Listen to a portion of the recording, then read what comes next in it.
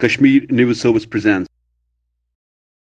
देखिए, जब स्टार्टिंग में जब पीएजीडी बना था, जब गुपकार अलायंस का नाम दिया गया, जिसमें पहले मीटिंग जो पहले वाली हुई थी, ये 370 जाने से पहले, उसमें कांग्रेस का जो नुमाइंदा वहाँ पे था और उस टाइम हम सिग्नेटरी थे, ताकि 370 और जो अभी तक जो हटाए गए यहाँ की जो आर्टिकल्स थे, उसके हक में उस टाइम सब लोग यूनाइट हुए थे। चाहे उसमें नेशनल कॉन्फ्रेंस थी, पीडीपी थी, या बाकी छोटी मोटी पार्टियां जितनी भी थी वो थी, और हम भी थे। लेकिन 4 के बाद जब वो हट गया, उसके बाद कांग्रेस जो थी वो उसका पार्ट नहीं थी।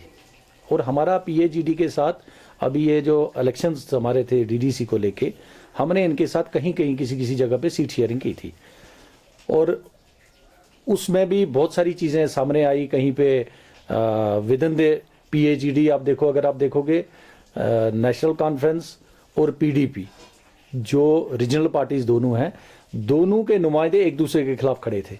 हमारे खिलाफ तो हुए, लेकिन वो आपस में भी उनका जो इस गठजोड़ को लेके था, उन्होंने भी वहाँ पे वो कंटेस्ट जो है एक दूसरे के खिलाफ किया।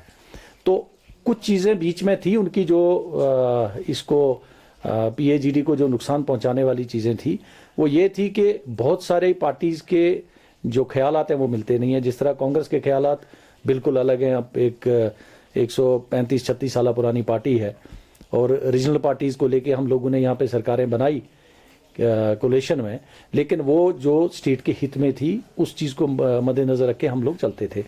और रहा ताल्लुक पीएजीडी का इनके लोगों का बाहर जाना, तो आज तक कांग्रेस ने जब भी हुकूमत बनाई, आपने देखा होगा कि हमारा पिछली बार हमारे चीफ मिनिस्टर गुलाम नबी आज़ाद साहब जो थे, वो बहुत मुद्दत के बाद हमारा अपना चीफ मिनिस्टर यहाँ पे बना। अदरवाइज हमने लोगों के हित में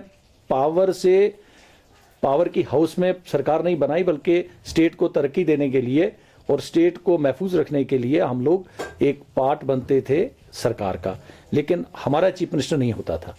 और अभी जो लोग उसके बीच में बैठे हैं, उनकी वैसे भी सब लोगों की एक टांग दिल्ली के अंदर होती है, एक टांग यहाँ पे होती है।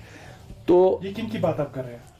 मैं जो उनके जो इस पीएजीडी के जो ग्रुप के बीच में जो लोग, अभी कुछ लोग बाहर जा रहे हैं, वो पहले बीजेपी के साथ भी रहे।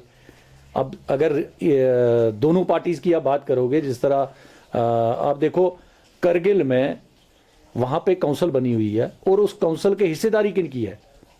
वहाँ बीजेपी भी है, वहाँ पीडीपी भी है, वहाँ नेशनल कॉन्फ्रेंस भी है। तो आप किस चीज़ को ये बोलोगे कि कहाँ पे कौन सी कोलेशन नहीं है? अब जब भाजपा के साथ नेशनल कॉन्फ्रेंस ने भी उनने साझेदारी करी सेंटर में, जब उमर साहब चीफ वहाँ पे मिनिस्टर रहे, पीडीपी उनके साझेदार यहाँ पे रही, इनके साथ रही। तो कांग्रेस ही एक वाहिद जमात है जिन्होंने पिछले दिहाइयों से जो अपने मुद्दे और मकसद को लेके चल रहे हैं। हमने कभी लोगों को झूठ नहीं बोला। कांग्रेस ने डेमोक्रेसी पे भरोसा रखा हुआ है। मुल्क में डेमोक्रेसी लाने का जो एक काम था, गांधी से लेकर आज तक वो कांग्रेस करती आई हुई है। और हम लोगों का क्लियर कट विजन है कि हम जम्मू कश्मीर और लद्दाख, इन तीनों खित्तों को साथ चलाने की कोशिश हम लोग आज तक करते आए और करते रहेंगे। और वही एक हमारा मुद्दा और मकसद है। हमारा ये भागो दौड़ी वाला, कहीं पे इन होना, कहीं पे आउट होना, ये रीजनल पार्टीज के लोग जो है यही कर सकते हैं, क्योंकि हर आदमी की तार कहीं ना कहीं जुड़ी होती है। तो वो तार जब हिलती है, उस तार के माध्यम से वो पावर कनेक्शन जो है वहां पे उनको जाना पड़ता है। तो कनेक्शन अभी टूट गया क्या? ये तो उनको मालूम होगा ना, क्योंकि जब अभी आप कह रहे हो कि नहीं जी, जो लोग बाहर वहां से आए, तो इसमें खदशात कुदरती बात है, क्योंकि आपकी आइडियोलॉजी मिलेगी ही नहीं। नेशनल कॉन्फ्रेंस अपनी आइडियोलॉजी से चलती है, पीडीपी की अपनी है, जो बाकी पार्टीज हैं उनकी अपनी है, तो कुदरती बात है फूट तो रहेगी बीच में। तो ये लंबा चलने वाला काम जो इनका है, मुझे लगता है वही एक नुकसानदेह बात है कि जब आप एक दूसरे को समझ नहीं।